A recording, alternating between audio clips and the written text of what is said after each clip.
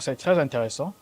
Ce que je dis, c'est que l'Afrique est créancière nette du reste du monde. Concrètement, ça veut dire que les capitaux que nous sortons du continent dépassent les capitaux que nous recevons.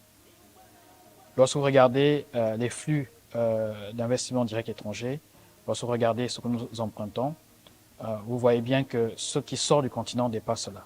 Juste quelques ressources que je peux citer comme ça.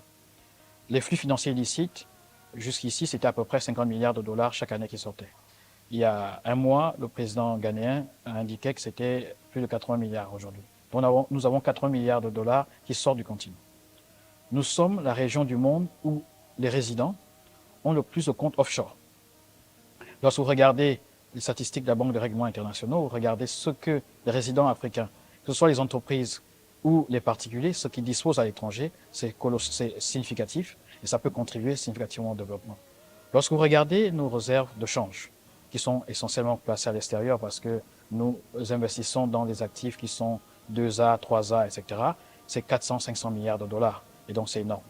Lorsque vous regardez aussi maintenant nos capitaux que nous avons sur le continent en mobilisant nos propres marchés, effectivement, nous sommes aussi dans ces niveaux-là de 400, 500 milliards de dollars. Donc, effectivement, il y a des ressources qui sont disponibles et nous pouvons faire en sorte que ces ressources-là contribuent significativement au financement de nos projets.